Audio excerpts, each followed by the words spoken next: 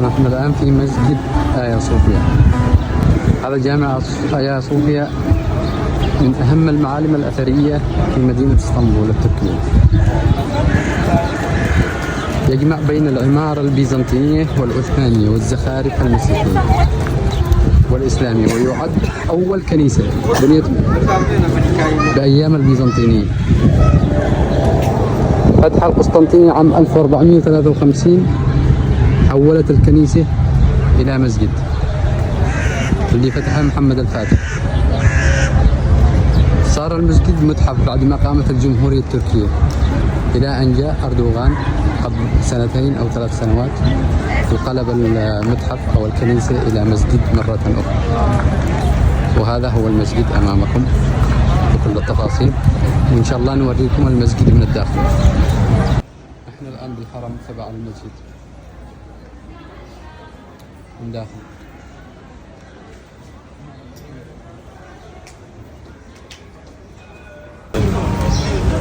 وهذا من داخل حرم المسجد اللي كانت كنيسة من قبل.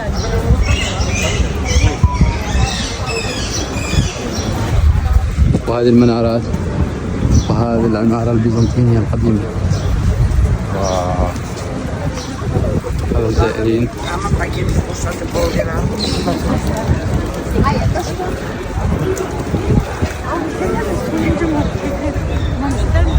طبعا ممنوع دخول غير المسلمين. هذه حاجة جديدة. زمان كان المسجد تبعهم والآن المسجد ممنوع دخول غير المسلمين. يعني 24 ساعة ولا لا مش 24 ساعة، أوقات الصلاة بس. نغير قوانين كثيرة. غير قوانين. هذا أحد انتصارات الإسلام. هذا الخروج وهذا الدخول.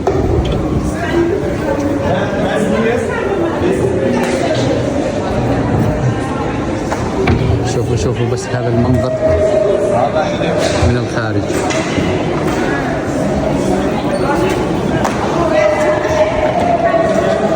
شوفوا التفاصيل، شوفوا الإبداع والزخارف.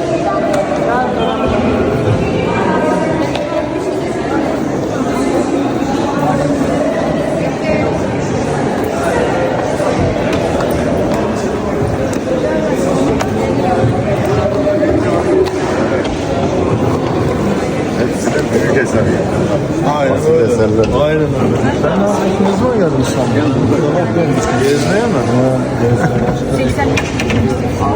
Oğlum bir yavaş basma yere. Basma yere.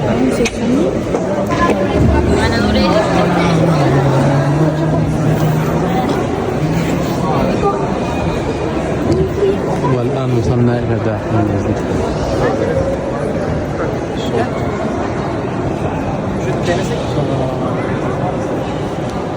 طبعا ما عاد فيش أي تفاصيل مسيحية، أزالوا كل التفاصيل المسيحية. Demir mi acaba? Demir mi acaba?